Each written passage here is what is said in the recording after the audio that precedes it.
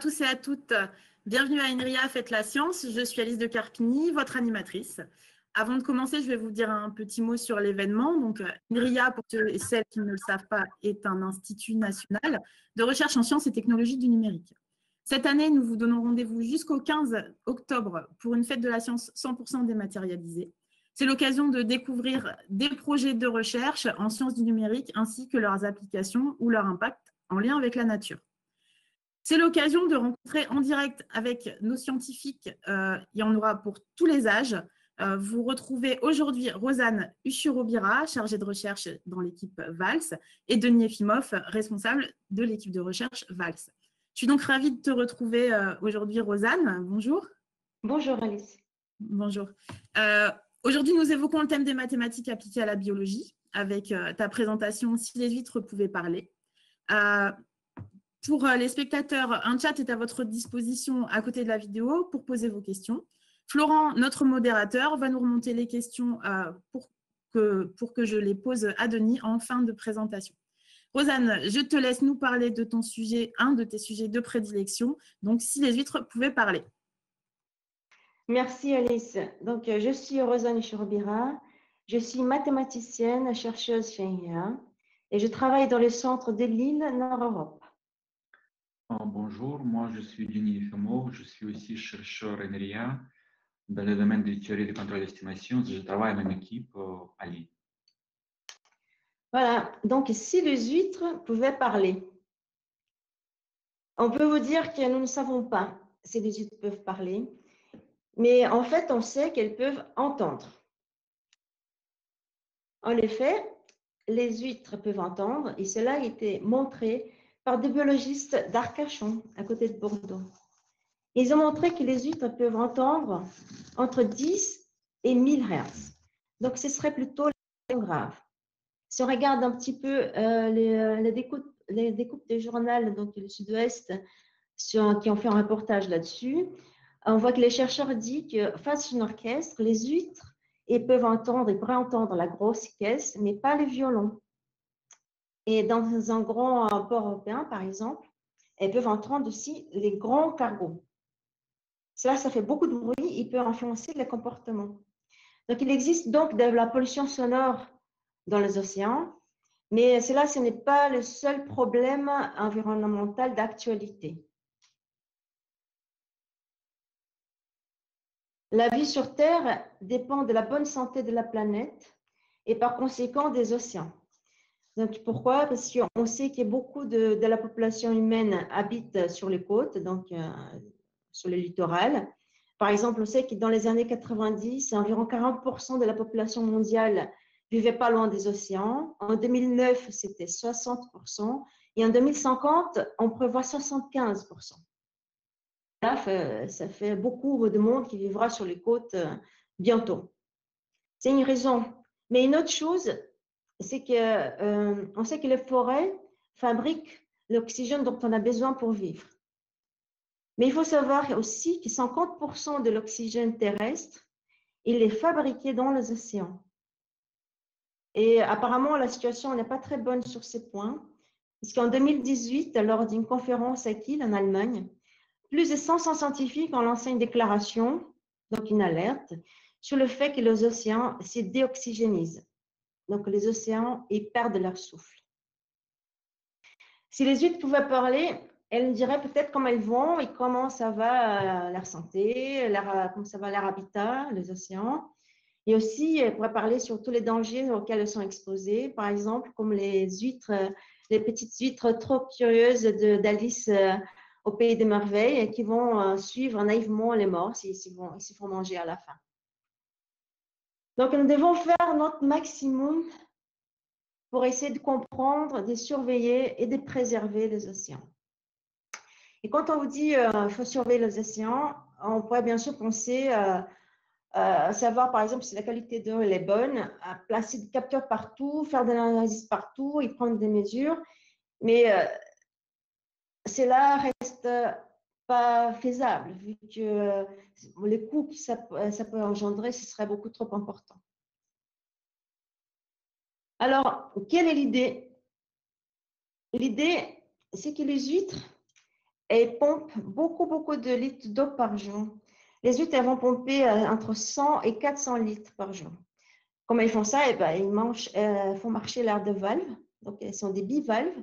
Donc, les coquilles, donc elles ouvrent et ferment les deux coquilles.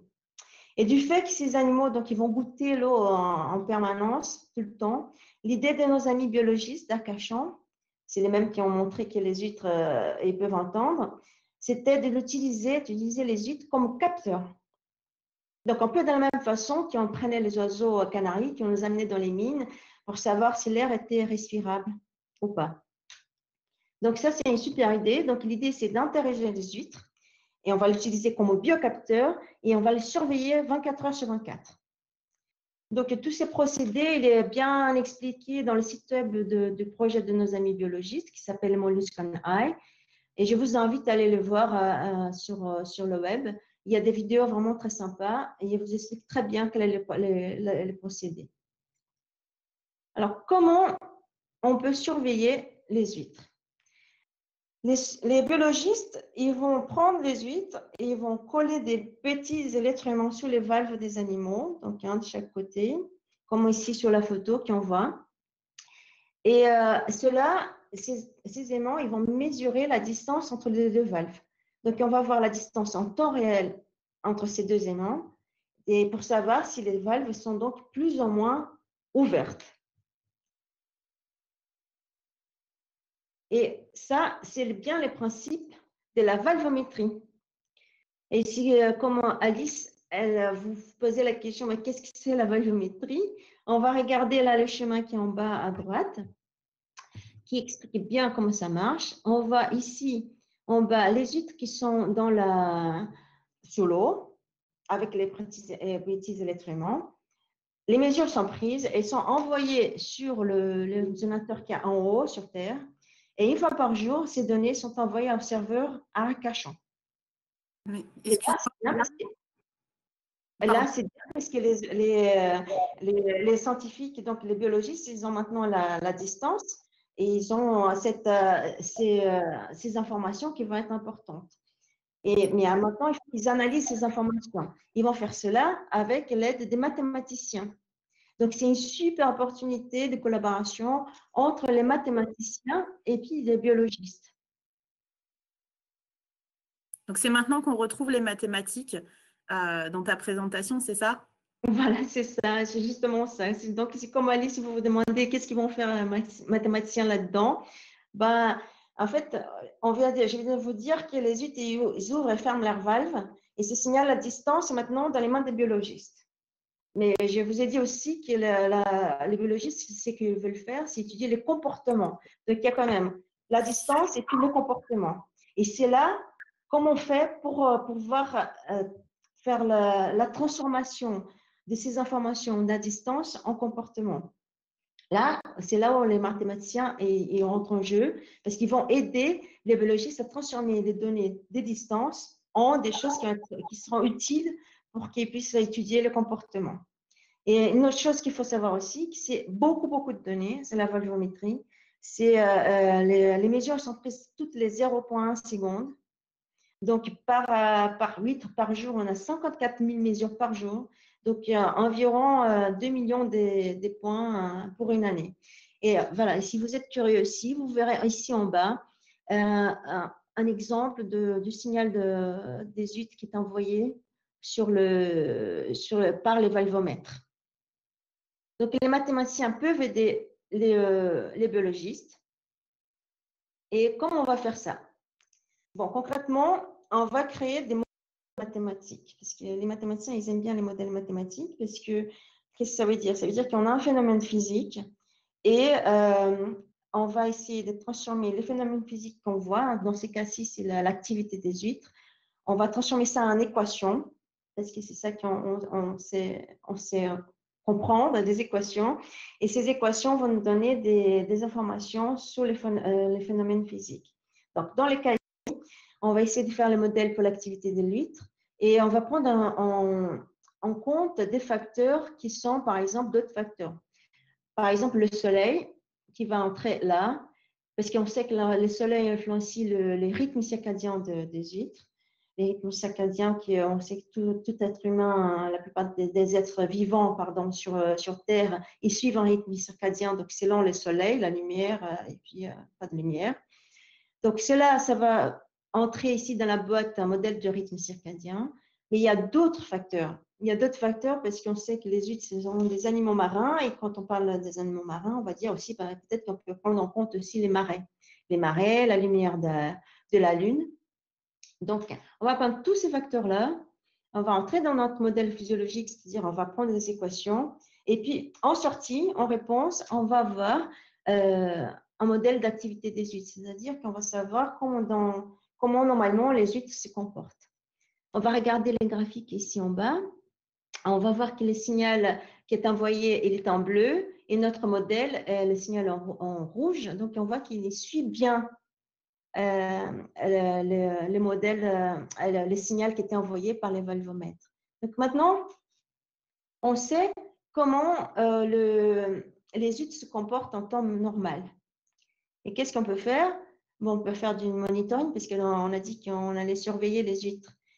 On va faire du monitoring. Donc, c'est-à-dire qu'une fois qu'on sait comment les huîtres se comportent de façon normale, s'il y a des choses si on voit quelque chose sur les graphiques qui sont hors de des choses étranges, on va dire, quelque chose se passe là-bas. Donc, par exemple, c'est le cas de l'exemple des huîtres qui ont été placées à Arcachon. Arcachon, voilà, c'est ici, là, sur la baie. Nos amis biologistes ont leur bureau là-bas. C'est un endroit magnifique. Donc, ils ont placé des huîtres là-bas. Et en 2007, ça, c'est les graphiques de 2007, on voit qu'il y a un pic ici. Et donc là, on s'est dit, oh là, il y a quelque chose de bizarre qui s'est passé. Et en effet, c'était beaucoup de pluie à ce moment-là à Arcachon. Donc, ça a transbordé. Et de l'eau douce, elle est partie dans la baie d'Arcachon. Et donc, les huîtres, tout de suite, ils ont réagi à ça par leur comportement, donc par le mouvement des valves. Donc, et là, ça se voit sur les graphiques. Excuse-moi, Rosanne. Je me permets de rappeler à tout le monde que le chat sur le côté de l'écran est disponible pour poser vos questions. N'hésitez pas à y aller. Je te redonne la parole. Merci. Donc, pour terminer, donc les monitorings, c'est intéressant parce que quand on va voir quelque chose qui sort de notre modèle, quelque chose d'anormal, on pourra tout de suite prévenir les personnes concernées et les dire, allez-y, faire des analyses plus approfondies afin de savoir ce qui se passe en vrai. Alors, une autre utilisation des données, donc des distances des huîtres, c'est de faire la détection de la ponte. On va regarder ici sur le graphique et on voit que la ponte des huîtres, elle suit un comportement très particulier dans la durée que ça dure, donc dans la durée du mouvement. Vous voyez que c'est un mouvement avec une fréquence très particulière et aussi l'amplitude. Donc, grâce à ces caractéristiques, on se dit, on va faire un algorithme pour faire la détection automatique de la ponte. C'est ce qui est décrit plus ou moins ici de façon, on va dire, résumée dans le graphique à droite. Je vous ai dit que ce qu'on a, c'est la distance. Avec nos algorithmes, on va estimer la vitesse du mouvement, donc qui est là. Ensuite, on va calculer l'énergie.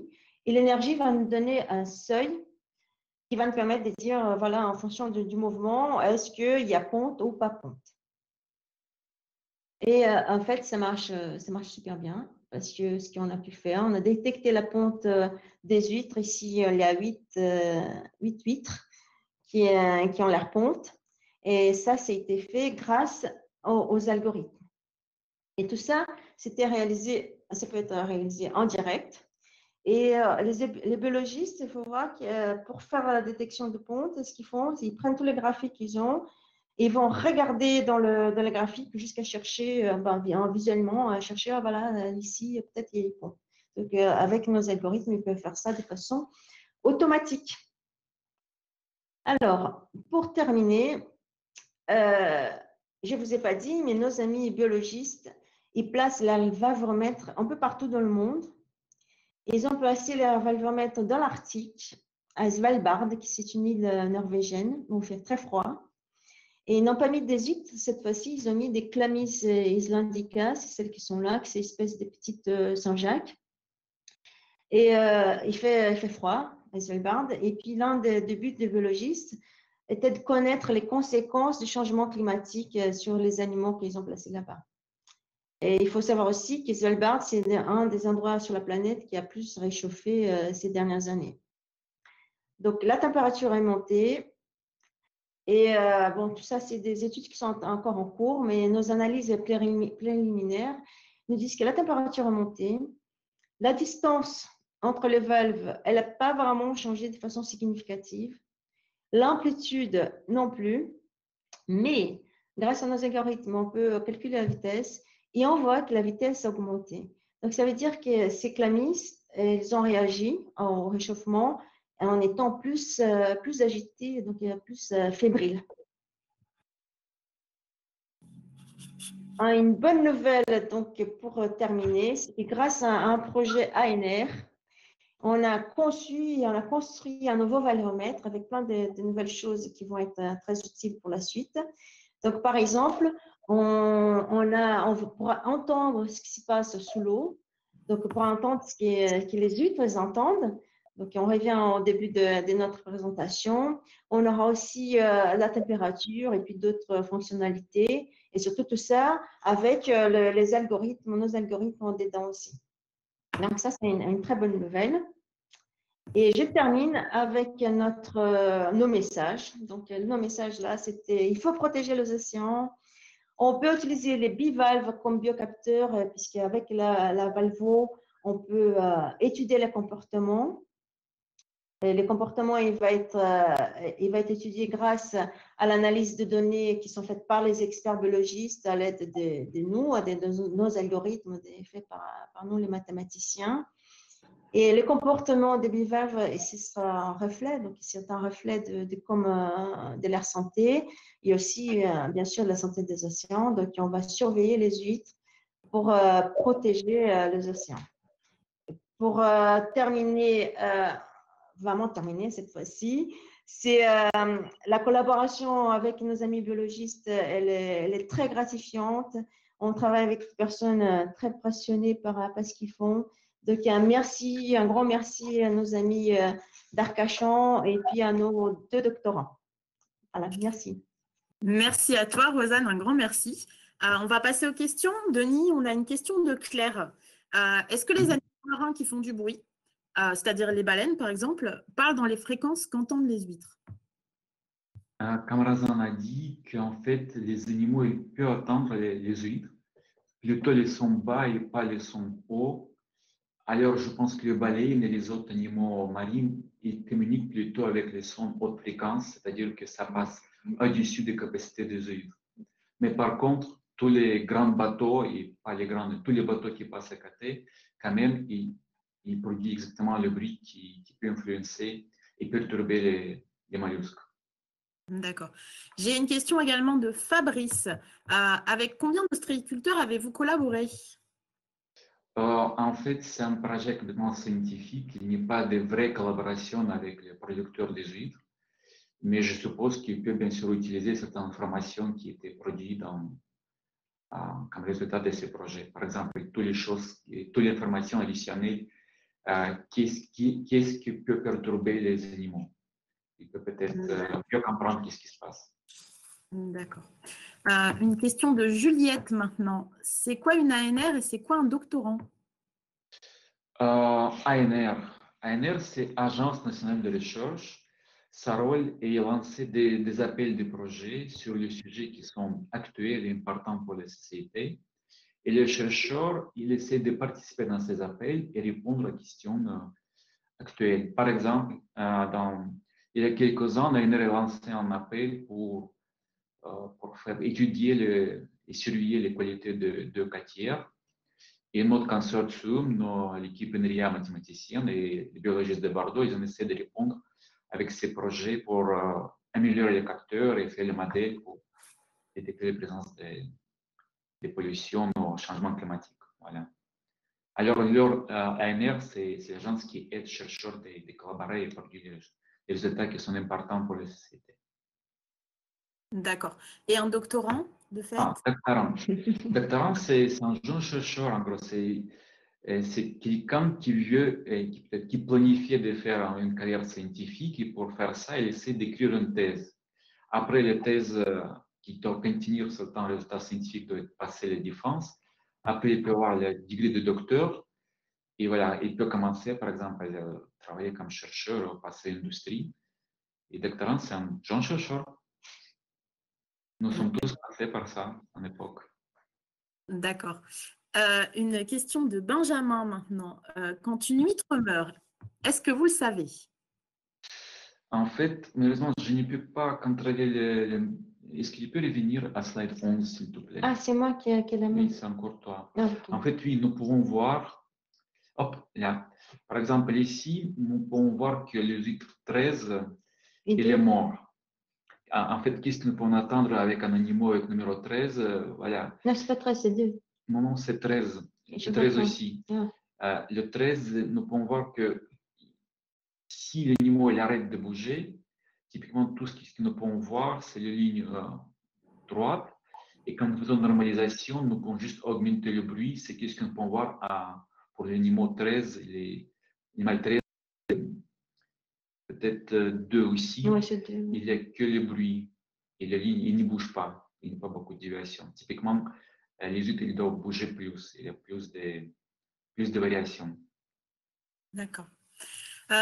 Une question d'Océane. Est-ce que le comportement change en fonction des régions? Ah oui, bien sûr. Parce que, par exemple, même les huîtres, ils peuvent habiter dans les côtés méditerranéens, ils peuvent habiter côté atlantique, et ils vont jusqu'à presque les zones polaires. Et bien sûr, comme ils sont influencés par les marées, par soleil et par les lunes, par exemple, les marées dans les zones méditerranéennes, ils n'existent presque pas. Par contre, dans les zones polaires, les nuits polaires, il est très long, c'est-à-dire qu'il ne peut pas être influencé par les soleils. C'est que les entrées qui entraînent les animaux, ils s'échangent et comme ça, bien sûr, les comportements aussi sont très différents. D'accord. J'ai deux questions qui se rejoignent, je pense. Une question de Claire qui est, est-ce qu'on peut utiliser les mêmes biocapteurs pour d'autres espèces marines ou est-ce qu'elles sont spécifiques aux huîtres? Et une question de Pierre qui me demande si vos recherches peuvent s'appliquer à d'autres organismes, type moule, palourde, oui, on l'a vu, coque, etc. Ah, oui, oui, parce que même dans les slides, je pense, en Arctique, on peut voir que c'est plus des huîtres, voilà, c'est plutôt les chlamys. Les mêmes capteurs ils peuvent aussi appliquer à moules et ça, au bénitier, ça dépend des zones, par exemple. Ici en France, dans Arcachon, bien sûr, c'est les huîtres, mais à côté polaire, c'est plutôt les chlamys parce que là-bas, les huîtres, c'est déjà pas le domaine où ils peuvent se comporter bien. Et les autres domaines où nous pouvons utiliser les bénitiers, par exemple, c'est à sud ou les moules, bien sûr. Après, je ne sais pas par rapport des autres animaux à quoi nous pouvons penser mais pour tous les mollusques, oui, nous pouvons utiliser ces capteurs. D'accord. Une question de Yves. Est-ce que ça fait mal aux huîtres? Ça fait, pardon, quoi? Est-ce que ça fait mal aux huîtres, les valves? Oh, mal. Non, bien sûr, non. C'est pourquoi cette méthode est très efficace parce qu'elle est non invasive. Nous pouvons laisser les huîtres habiter dans les conditions complètement normales pour eux. Ils peuvent grandir, ils peuvent vivre, ils peuvent, même, vous avez vu qu'ils peuvent faire les pompes, c'est-à-dire qu'ils ne sentent rien. Après certaines perturbations, comme il faut prendre les huîtres et caler les capteurs, ils reviennent à la vie normale et ils peuvent vivre comme ça pendant des années. Hmm. Maintenant, une question pour tous les deux. Encore une question de Fabrice. Est-ce que vous pouvez nous dire rapidement quelles études vous avez fait, tous les deux? Chacun votre tour. Pardon? Moi, j'ai fait des études de mathématiques pures. Au départ, j'ai fait de la recherche en mathématiques pures sur des algèbres Délis, superalgèbres Délis. Et depuis à peu près une dizaine d'années, je me suis convertie dans l'automatique, donc la théorie de contrôle et l'étude des systèmes, faire des modèles, c'est un peu ce que les mathématiques appliquées. Et moi, je suis à la base ingénieur des systèmes automatiques et contrôle. Alors, pour moi, je n'ai pas beaucoup bougé. J'ai resté dans le domaine parce que faire les modèles, estimer les paramètres, faire la détection des pannes, c'est ce que nous faisons ici pour les huîtres. Mais c'est exactement ce que j'ai étudié à l'époque, mais pour le système technique. Mais maintenant, nous essayons de faire les transferts de tous ces algos développés pour le système technique et faire par les humains à systèmes biologiques et qui sont beaucoup plus complexes. D'accord.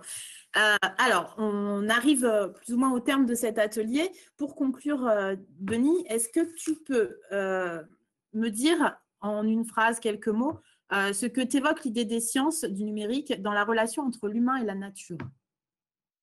Et je pense que pour les humains, c'est important de comprendre qu'est-ce que c'est nature et mieux